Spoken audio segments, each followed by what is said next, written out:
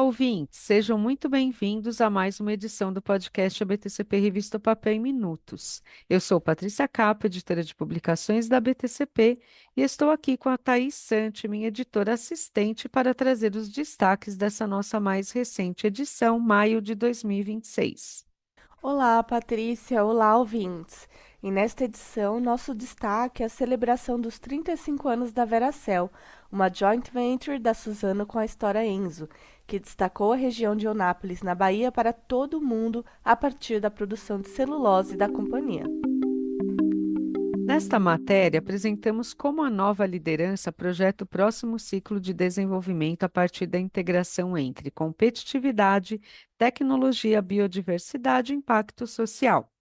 Instalada no sul da Bahia, a Veracel produz 1,1 milhão de toneladas de celulose de eucalipto por ano e se consolidou como uma das principais operações integradas de base florestal do país. Para comentar sobre essa trajetória, contamos com a visão de executivos e especialistas da companhia. E um dos destaques que trouxemos aqui para o nosso programa foi a participação de Alexandre Etrusco Lana, que desde janeiro deste ano ocupa a presidência da Veracel, sucedendo Caio Zanardo. Para o executivo, o principal legado da empresa está justamente em ter transcendido a função de uma unidade fabril para se tornar uma referência em bioeconomia e em desenvolvimento territorial. Ao completar 35 anos em 2026, o legado mais determinante da Veracel é a sua consolidação como uma organização referência para o futuro da Bahia em bioeconomia. Esse amadurecimento reflete nossa capacidade de integrar excelência a um compromisso territorial profundo, pautado pela disciplina operacional, de capital e pela geração de valor equilibrado para os acionistas. Consolidamos o conceito de sermos responsável por natureza, provando ser possível aliar uma produção de classe mundial à preservação rigorosa da biodiversidade. Para o próximo ciclo, nossa base sólida de governança nos projeta para avançar ainda mais na competitividade da empresa que sustenta nossa marca global. Agradecemos ao Alexandre Lana pela participação em nosso programa.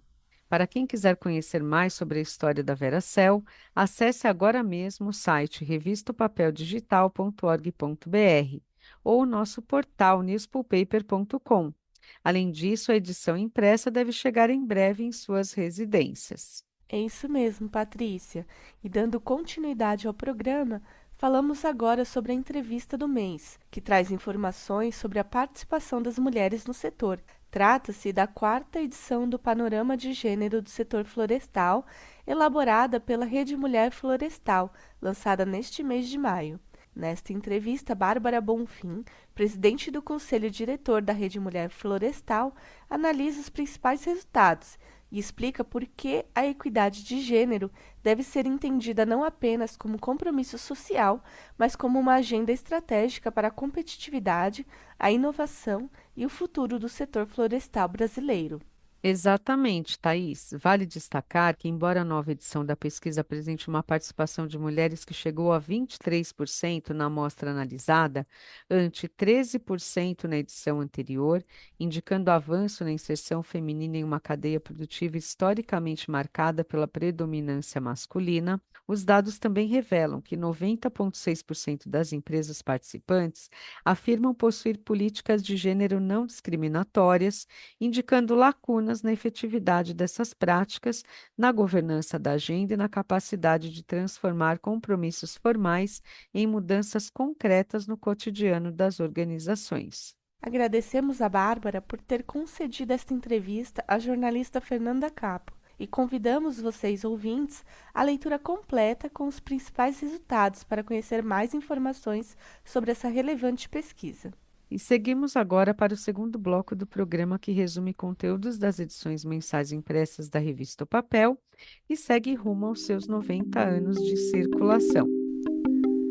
Seguimos com nosso programa neste segundo bloco com nossos destaques de colunas e colunistas, tendo como convidado especial Gabriel Reis, que estreou a coluna Finanças Climáticas em abril último, abordando o mercado de carbono.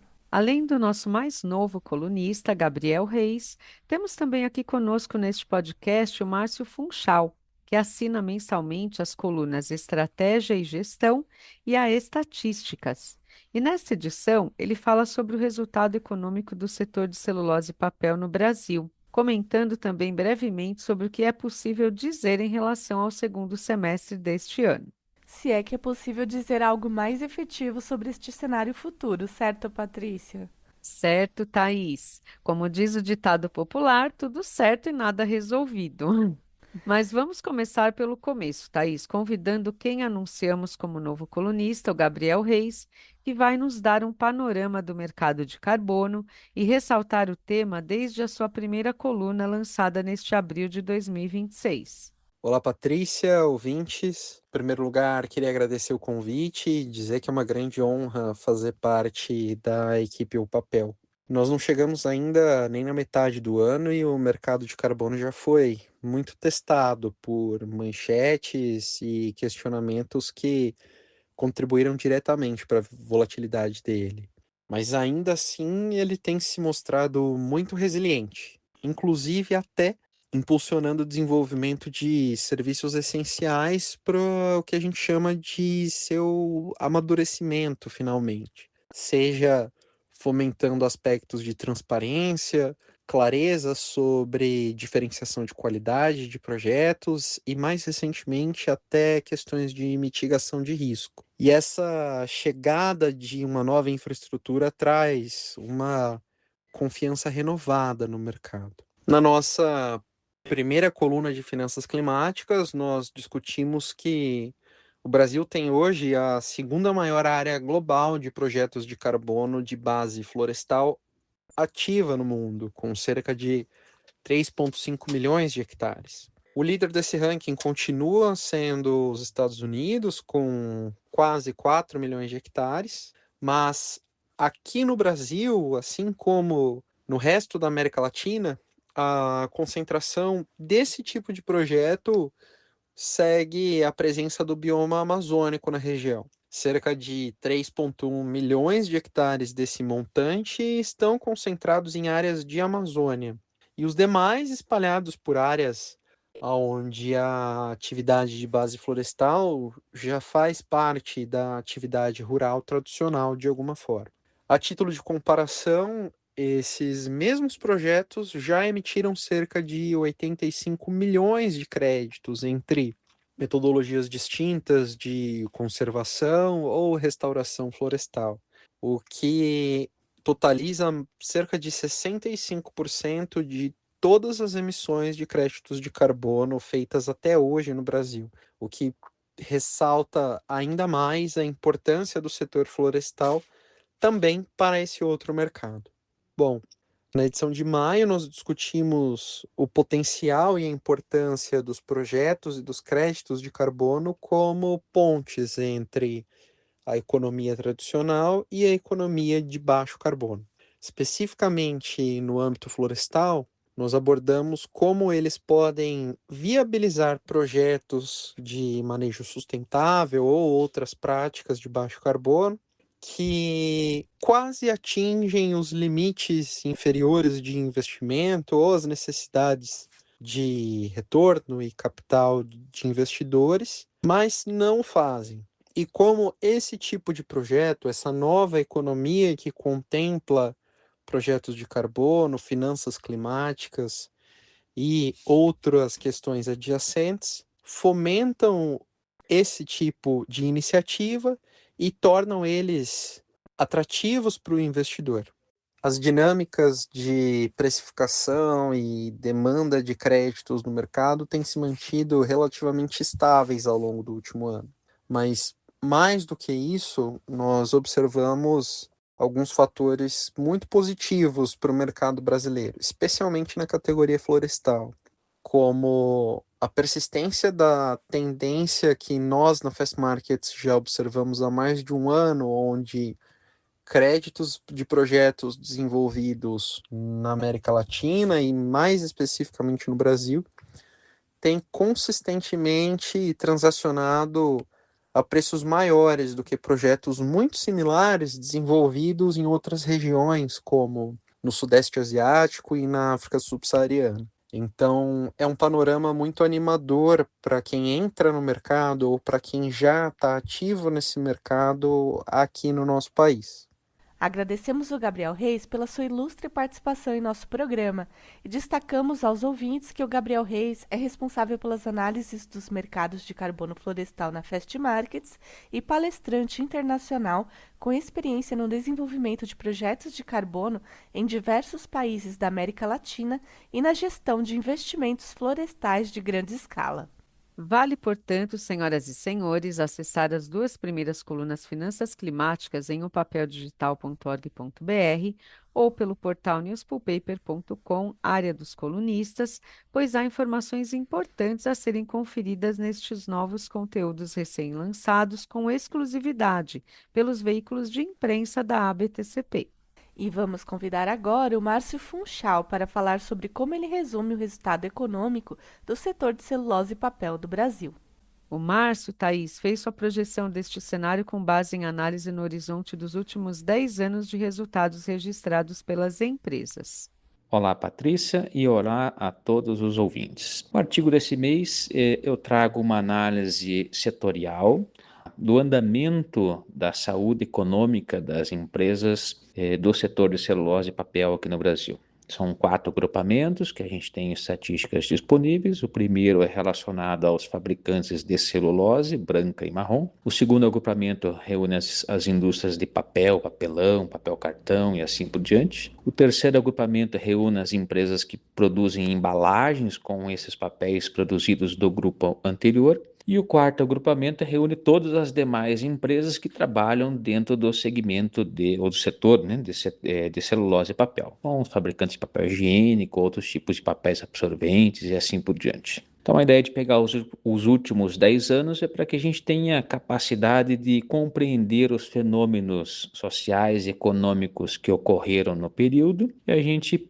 desenhar cenários futuros acompanhando as perspectivas positivas ou negativas que a gente tenha para os próximos períodos. Então, nesse período dos 10 anos, eu comparo a evolução de faturamento e volume de produção de cada um dos 4 setores, para que a gente, então, compreenda os fatores que interagiram no desenho, na composição desse crescimento de cada um dos setores ao longo do período, né? São indústrias bastante diferentes, então cada um teve um comportamento distinto. Convido, então, os leitores para irem lá no portal ou na revista impressa, para terem os detalhes de cada um dos comportamentos respectivos. Apenas como um rápido spoiler, né, da grandeza de cada um dos segmentos. O maior dos segmentos é, logicamente, o de fabricação de celulose. Então, a projeção é que este segmento tenha faturado ao final de 2025 na faixa de 95 bilhões de reais. O segundo segmento, em termos de importância, foi o segmento de embalagens, quase 43 bilhões. Seguido, então, o quarto agrupamento de indústrias, que é o de produtos diversos, onde reúne lá os materiais sanitários e assim por diante, na faixa de 35 bilhões de reais. E não menos importante, que é o patamar de industrialização inicial do segmento de papel, né, que é na faixa de 28 bilhões para o final de 2025. E, Márcio, acho importante diferenciar aqui aos ouvintes a diferença entre um resultado econômico e um resultado financeiro. Certo. A questão mais didática para a gente compreender a diferença é, no resultado econômico, a gente não dá importância extrema à questão do dinheiro no tempo, valor do dinheiro no tempo. A gente, como está comparando aqui o período do ano, a gente está consolidando todo o volume de receitas menos o volume de despesas, e esse é o resultado, então, econômico de cada um dos anos. Você pode fazer esse resultado diário, semanal, mensal, mas por consolidação dos relatórios de demonstrações contábeis das empresas, fechado então o desempenho setorial nesta mesma base de comparação. Tá? Então é alocação dentro das despesas e receitas dentro de um período específico no ano. No resultado financeiro, você já começa a pensar com uma mentalidade de investimento. Então, você trabalha realmente com o conceito do dinheiro no tempo e principalmente a alocação dos retornos. Então, o investimento que você faz, investimento em capacidade instalada, em financiamento, em geração de caixa e tudo mais, leva em conta um resultado futuro. Então, no desempenho econômico, não necessariamente está refletido o resultado, o ganho financeiro, não se reflete em caixa efetivamente. Na análise de desempenho financeiro, sim. Aí você está levando em consideração o custo de capital, retorno econômico e realmente a capacidade de geração de riqueza. Então, é uma linguagem mais da análise financeira e não de resultado propriamente operacional.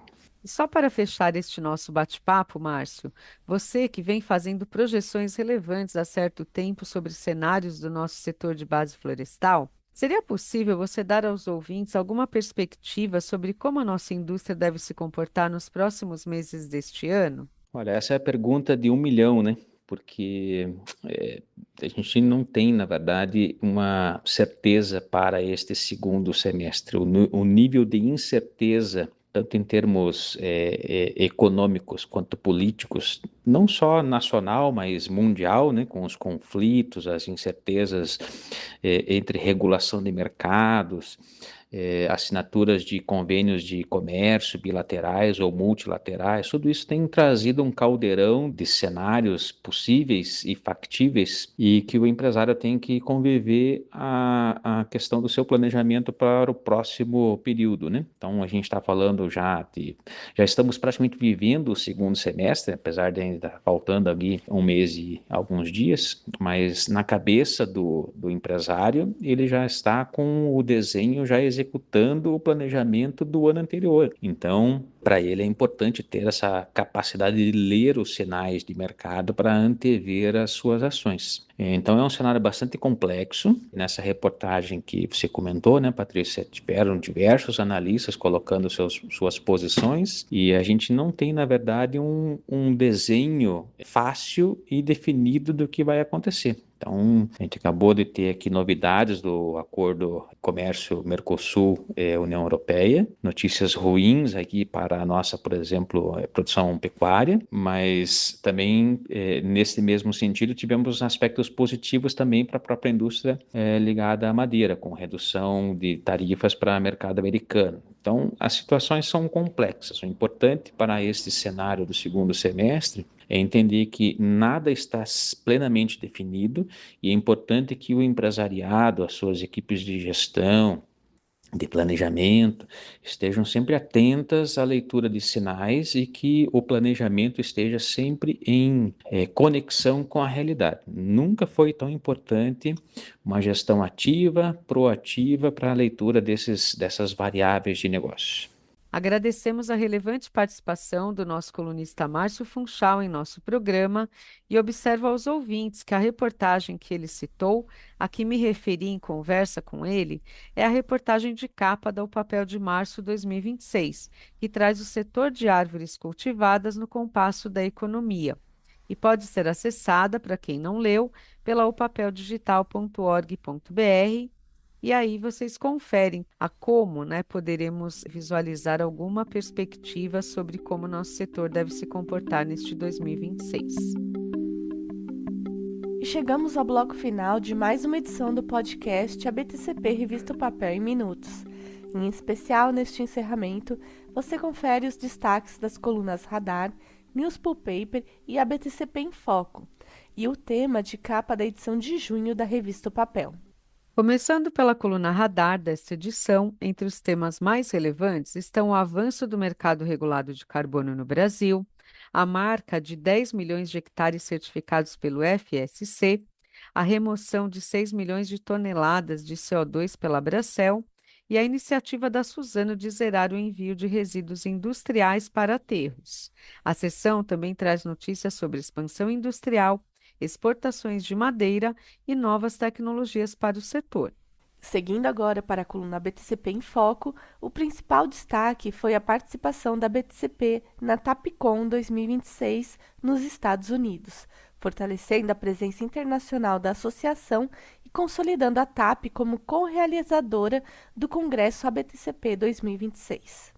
A coluna também aborda debates sobre inteligência artificial, transformação digital, automação industrial e eficiência energética, com foco em aplicações práticas para aumento da produtividade, segurança operacional e sustentabilidade nas fábricas. Vale citar ainda o seminário de automação da BTCP, que reuniu profissionais do setor para discutir inteligência artificial, manutenção preditiva e digitalização industrial. E com foco nas notícias mais quentes que entram na cobertura do portal News Paper, em maio falamos sobre a nova lei que reduz a pressão tributária sobre a Paras e fortalece a cadeia da reciclagem, a avaliação da Suzano sobre a retomada das exportações aos Estados Unidos e a resiliência da demanda global por papel e celulose, além do crescimento das vendas da Klabin no primeiro trimestre de 2026. Portanto, acessem agora mesmo o portal newspulpaper.com e confiram nossos conteúdos. A coluna News Paper também destaca debates sobre descarbonização industrial, recuperação das exportações brasileiras de madeira e o prêmio Destaques do Setor 2026 da BTCP. Se você e sua empresa ainda não se inscreveram, corram, pois o prazo foi prorrogado, mas já está terminando novamente. Acessem abtcp2026.org.br, confira o novo regulamento e as condições para participar. E antes de encerrar este nosso podcast, vamos anunciar o tema da capa da nossa próxima edição, junho de 2026, Thaís. A próxima O Papel vai seguir com mais celebrações de aniversário de empresas, trazendo no próximo mês a Irani, que este ano comemora seus 85 anos de fundação, com foco em soluções cada vez mais sustentáveis. Com esta chamada sobre a próxima edição da O Papel, ficamos por aqui, ouvintes. Um grande abraço e até o nosso próximo programa.